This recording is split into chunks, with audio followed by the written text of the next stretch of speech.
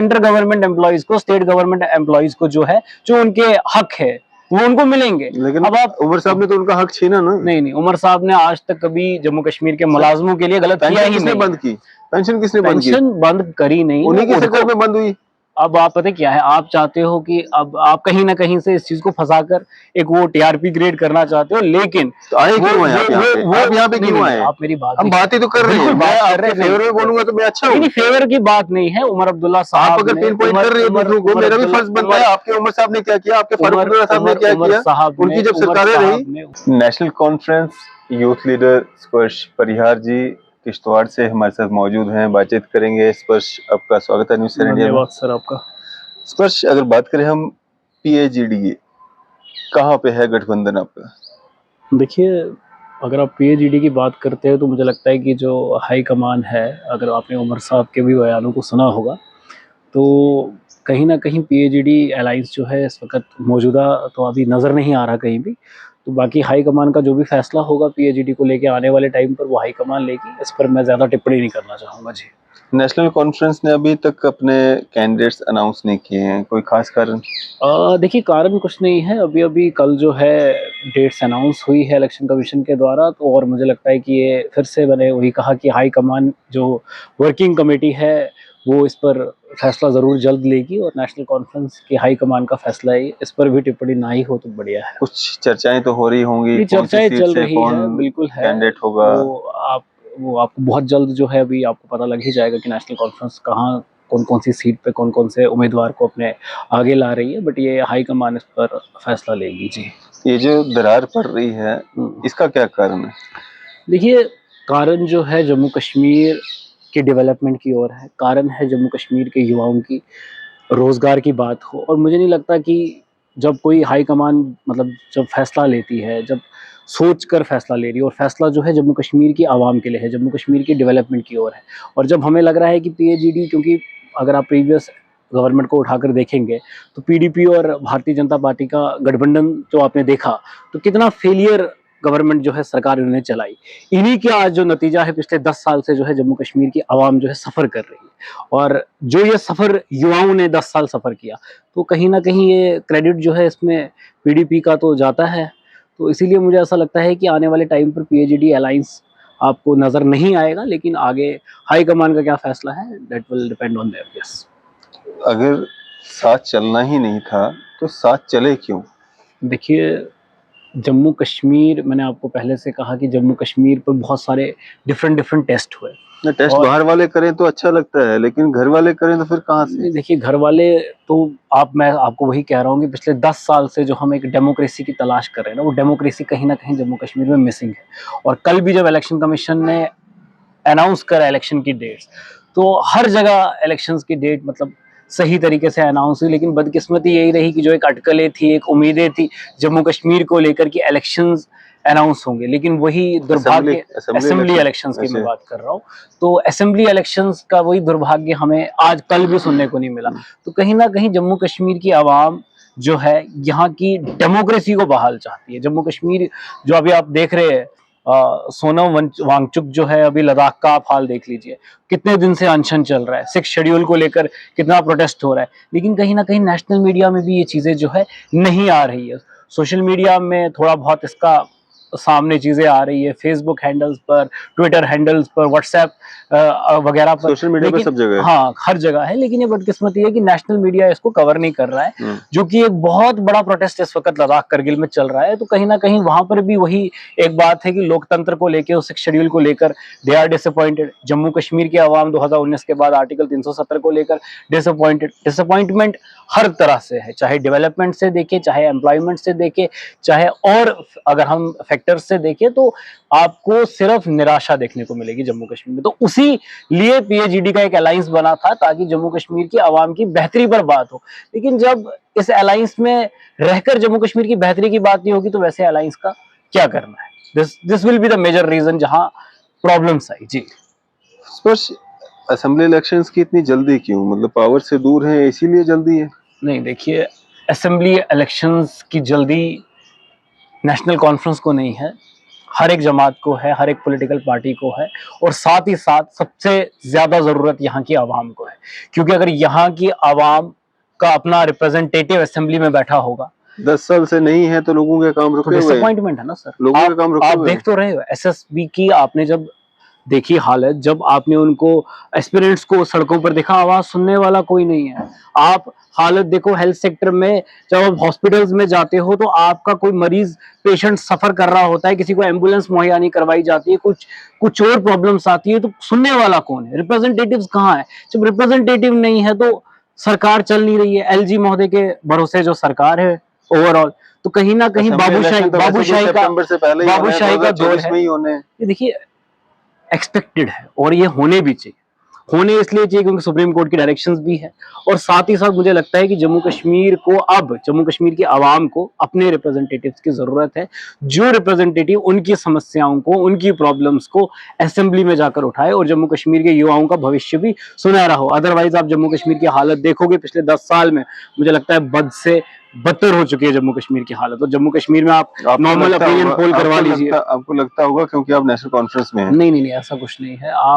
आप अगर ये एक नॉर्मल एक सर्वे करेंगे आप पब्लिक का, सड़कें तो देखिए आप जी, सड़कें देखिए आप कैसी हैं आज की। कौन सी सड़कों की बात करते हैं? पूरा जम्मू शहर स्मार्ट सिटी बन रहा है, मैं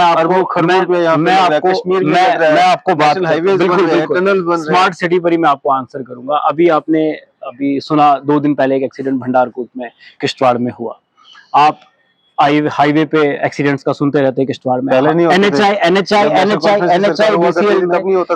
की तरफ से हर दिन जो है 35 किलोमीटर की सड़क बनती है, ठीक है। अगर 35 किलोमीटर की पर डे हम सड़क का हिसाब रखें ना, तो मुझे लगता है कि अभी तक जो है पिछले 10 सालों में ये सड़कें कंप्लीट हो गई होनी चाहिए थी, लेकिन ये बदकिस्मती है, पिछले 10 सालों की इन सड़कों का काम अभी तक स्टिल जो है अंडर द प्रोसेस है। आपने नेशनल कॉन्फ्रेंस की बात की और आपने कहा कि नेशनल कॉन्फ्रेंस के टाइम पर क्या ये प्रोजेक्ट्स नहीं थे? बिल्कुल थे। ये जो जितने प्रोजेक्ट्स रन हो रहे, जो ये नाश्ती चिरनी टनल बना, ये जो आपको हेल्थ मेडिकल कॉलेजेस मिले, ये तो सारी मैं कहता हूँ प्रीवियस सरकार का ही दिया हुआ है। ये तो सिर्फ इम्प्लीमेंटेशन अब हुई है, काम अब पूरे हुए, लेकिन ये जो जितने पावर प्रोजेक्ट्स चल रहे हैं इनकी डीपीआर आप देखें कब बनी है, इनकी डिटेल प्रोजेक्ट रिपोर्ट जो है ये प्रीवियस 8-9 सालों का ही काम है, जो आज आपको नजर आ रहा है। ये कोई आज का काम नहीं है, ये प्रीवियस काम है जो अब हो रहा है। जी, आपने कहा पीडीपी ने गलती की थी भारतीय जनता पार्टी के साथ गठबंधन करके, जिसका खामियाजा पिछले 10 साल से हम लोग जो है वो झेल रहे हैं। देखिए तो क्या नेशनल कॉन्फ्रेंस गठबंधन करती है तब वो जाती, या वो नहीं होता लोगों के साथ? मैंने कहीं से ये नहीं कहा कि पीडीपी ने भारतीय जनता पार्टी के साथ सरकार क्यों बनाई, भारतीय जनता पार्टी ने पीडीपी के साथ क्यों बनाई। मैंने दोनों पार्टीज का कहा कि दो पॉलिटिकल पार्टीज ने जब सरकार का गठबंधन किया और उसके बाद जो जम्मू कश्मीर की आवाम के साथ वादा किया, उन वायदों पर कितना ये दोनों पार्टीज ने काम किया। और आफ्टर सरकार चलाने के बाद दोनों पार्टीज ने एक दूसरे पर ब्लेम किया। नेशनल कॉन्फ्रेंस एक अकेला पॉलिटिकल प्लेटफॉर्म है जो जम्मू कश्मीर की बेहतरी की बात करता है। उमर साहब ने हमेशा से जम्मू कश्मीर के युवाओं की बात की। मुझे नहीं लगता ऐसी कोई पॉलिटिकल पार्टी या ऐसा कोई भी लीडरशिप है जो जम्मू कश्मीर में एक्चुअल में इस वक्त युवाओं के भविष्य को सुनहरा बनाना चाहता है। सिर्फ लोग जो है कुर्सियों को तलाशने के लिए सरकार में आना चाहते हैं, अपनी कुर्सियां नहीं छोड़ना चाहते। चाहे आप भारतीय जनता पार्टी की लीडरशिप की बात कर लो, पीपल्स डेमोक्रेटिक पार्टी की बात कर लो, किसी भी पॉलिटिकल पार्टी की बात। उमर साहब ने तो कमर तोड़ के रख दी, गवर्नमेंट मुलाजमीन की पेंशनें बंद करवा दी थी उनकी। अब तो लोग मुजाहिरे करते हैं कि पेंशन, हमारी पुरानी पेंशन लागू की जाए। देखिए, आप जब जम्मू कश्मीर, उमर साहब ने हमेशा से जम्मू कश्मीर के आवाम की बात की है, जम्मू कश्मीर के युवाओं की बात की है, जम्मू कश्मीर के मुलाजमों की बात की है। जितनी ज्यादा एम्प्लॉयमेंट नेशनल कॉन्फ्रेंस के टाइम जम्मू कश्मीर में के दौर में हुई है, मुझे लगता है उतनी रिक्रूटमेंट्स जो है आज के दौर में आपको देखने को नहीं मिलती है। वो तो एम्प्लॉयमेंट तो कहना बनता है, क्योंकि कल तक आप जम्मू के भी ये सब कुछ कहते थे। एकजुट जम्मू तो कभी सत्ता में थी, एकजुट जम्मू तो कभी सत्ता में कहते थे ना, अच्छा है, आज भी सत्ता में नहीं है, आज भी सत्ता में नहीं है। That was an organization. एकजुट जम्मू तो कभी सरकार में आई नहीं। एकजुट जम्मू तो अभी वो एक नाम सनातन भारत के नाम से मैंने पार्टियां बना रही है। की बात नहीं की। आप कहते थे कि विजन अच्छा है, काम अच्छा करेंगे, ये होगा वो होगा, यही चीजें आप वहाँ पे भी कहा करते थे। देखिए मैं विजन, अब जहाँ पे मैं विजन की बात नहीं कर रहा हूँ, यहाँ पर मैं आपको इतिहास की बात कर रहा हूँ। वहाँ पे तो आप इतिहास को पलटोगे, इतिहास की बात मैं बता रहा हूँ आपको। जम्मू कश्मीर के मुलाजमों के साथ अगर किसी ने दगा किया, धोखा किया, उनकी पेंशन बंद की, उमर साहब ने की। नहीं, ये मैं इस चीज को आपकी इस बात को जो है टोटली कंडम करता हूँ। मैं ऐसा नहीं मानता और ना ही मुझे लगता है कि जम्मू कश्मीर की आवाम ऐसा मानती है या जम्मू कश्मीर के मुलाजिम ऐसा कहते हैं कि वो उमर साहब के टेन्योर में अनहैप्पी रहे। जी, अनहैप्पी की बात नहीं है सर, पेंशन बंद कर दी गई। पेंशन तो ऐसे भी आज जितने भी जो न्यू रिक्रूटमेंट्स है उसमें पेंशंस बंद है। आप वो देख लो, वो आइदर आप सेंटर में देखो, आइदर आप अदर स्टेट गवर्नमेंट्स में देखो, जम्मू कश्मीर में रिक्रूटमेंट पॉलिसी में देखो, कश्मीर में नई रिक्रूटमेंट पॉलिसी जो पेंशन की जो आप बात कर रहे हो, नई रिक्रूटमेंट पॉलिसीज में सारी, चाहे वो एसआरबी में हो रही है, पब्लिक सर्विस कमीशन में हो रही है, वो हर नई रिक्रूटमेंट पॉलिसी में ये है कि अब वन टाइम पेंशन वाला सिस्टम है। वो जो पहले मुलाजमों को पेंशन मिलती थी वो वाला सिस्टम खत्म हो गया। जो नई रिक्रूटमेंट पॉलिसी है उसमें स्टेट में ओल्ड एज पेंशन फिर से लागू की गई है, वहां पे भी वन पेंशन सरकार में आने दो ना। सरकार जब बनेगी तो आपकी सरकार ने हटाई, तब चीजें बदलेंगी, चीजें बदलेंगी, फिर से क्यों लाई, चीजें बदलेंगी, फिर से क्यों लाए सरकार में? सरकार जो गलती आपने की है उसको सुधारने के लिए आप फिर से सरकार में आओगे। गलती उसे गलती नहीं कहते हैं। जब एक नेशन में कोई चीज इम्प्लीमेंट हो रही होती है, जैसे भाजपा सरकार में जम्मू कश्मीर सरकार जम्मू कश्मीर सरकार का था, अगर वो चाहते नहीं करते यहाँ पे। देखिए मैं आपको एक चीज कहता हूँ कि जब कोई चीज इम्प्लीमेंट होती है ना, कोई नई चीज आती है, नई स्कीम आती है, तो क्या होता है कि आंखें बंद करके टेस्ट किया जाता है। इम्प्लीमेंट नहीं किया, इम्प्लीमेंट करा टू क्रिएट न्यू एम्प्लॉयमेंट। अगर नई एम्प्लॉयमेंट क्रिएट नहीं होगी, नए बच्चों को रोजगार नहीं मिलेगा, नए बच्चों को रोजगार नहीं हुई।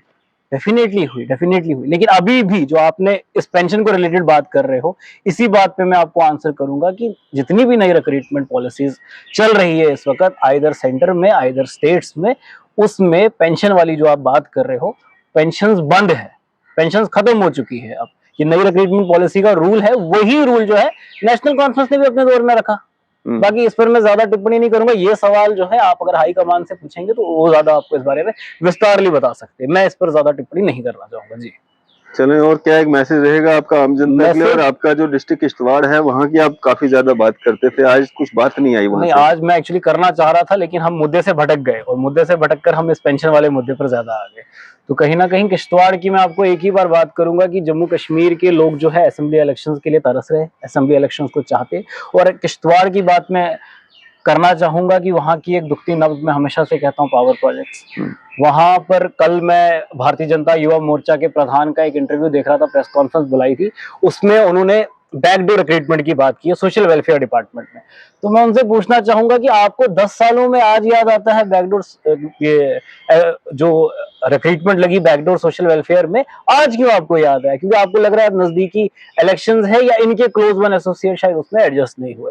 जो पावर प्रोजेक्ट्स में इतना बड़ा नेक्सस चला आ रहा है, आप वहां क्यों नहीं ध्यान दे रहे? जहां वहां पर जब बैकडोर अपॉइंटमेंट्स होती है, बिना किसी रिक्रूटमेंट के लड़कों को लगा दिया जाता है, चंद लोगों को, कहीं इनके भाजपा के आधे से ज्यादा नेताओं के क्लोज वंस की बैकडोर अपॉइंटमेंट है, कौन कौन से डिपार्टमेंट, वो हमें भी पता है। तो उस पर सवाल क्यों नहीं होता है? तो कहीं ना कहीं ठीक है, अगर कहीं सोशल वेलफेयर डिपार्टमेंट में ऐसा हुआ है तो गलत है, वो एक स्कैम है, वो एक्सपोज होना चाहिए। लेकिन पर्टिकुलर उसी डिपार्टमेंट में क्यों? मैं तो कहता हूँ एंटायर ऐसे डिपार्टमेंटों में जहां जहां बैकडोर अपॉइंटमेंटें हुई है, जहां पावर प्रोजेक्ट्स में बैकडोर अपॉइंटमेंटों का दौर आज भी चल रहा है, उसका नेक्सस लेकर ये सामने क्यों नहीं आते? तो कहीं ना कहीं ये चीजें भी एक्सपोज होनी चाहिए, जो कि इस दौर में नहीं हो रही है। और जो युवा है वो कहीं ना कहीं आज भी दरबदर है। और जो हमारी हेल्थ सेक्टर किश्तवाड़ की मैं हमेशा से बात करता आया, रोड की बात करता आया, वो मिसिंग है, क्योंकि हमारे जो वहाँ नेता है, विधायक लोग हैं, वो सिर्फ वोट बैंक की सियासत में बिजी है। तो मुझे ऐसा लगता है कि अब एक नया अलाप वहां पर भाजपा के नेता ने अलापा हुआ है, किश्तवाड़ कॉन्स्टिट्यूंसी को छोड़ के पाडर को अब एक सियासी वो बनाया हुआ है। तो अब जैसे एसटी भी तो दिलवाया है सर, एसटी स्टेटस दिलाया तो एहसान तो नहीं किया ना। एसटी स्टेटस पाडर की जनता का एसटी, बाकी किसी को, आप मेरी बात सुनिए, एसटी स्टेटस जो है ना वो पाडर की जनता का राइट है। और एसटी स्टेटस पर चिल्लाने वाले सबसे पहले हम शख्स थे। ठीक है, जब हम बार बार चलाते थे पहाड़ी रिजर्वेशन और एसटी स्टेटस, और आज भी मैं इस पर आपको आंसर कहूंगा, जब मैं नागसनी, गल्हार, कुंतवाड़ा जैसे एरिया की बात करता हूँ ना, मैं आज भी कहता हूँ इन लोगों को पहाड़ी स्टेटस दो, इन लोगों को एसटी स्टेटस दो। लेकिन क्यों नहीं दिया जाता है? क्योंकि वोट बैंक सियासत है। पता है पाडर को वोट बैंक सियासत से हमने जोड़ना है, तो नागसनी, गलार को हमने क्या करना है? मैं तो कहता हूं एंटायर चिनाब खित्ता पहाड़ी स्टेटस डिजर्व करता है, एसटी स्टेटस डिजर्व करता है। लेकिन क्यों नहीं मिलता है हमको? क्योंकि जहां वोट बैंक सियासत नहीं होगी वहां आपको राइट्स नहीं मिलेंगे। ये बदकिस्मती और ये दुर्भाग्य है हमारे एरियाज का, हमारे डिस्ट्रिक्ट का, जो मैं आपके माध्यम के थ्रू जो है इस चीजों को एक्सपोज कर रहा हूँ। जी चलिए, शुक्रिया हमारे से बातचीत करने के लिए। ये थे हमारे साथ नेशनल कॉन्फ्रेंस युवा नेता स्पर्श परिहार जी। आपकी इस पे क्या राय है? अभी अपनी राय जो है जरूर साझा कीजिएगा। इसी तरह की मजीद अपडेट्स के लिए आप देखते रहे न्यूज़ इंडिया। मैं अरफाज अहमद, कैमरामैन शाहनवाज के साथ।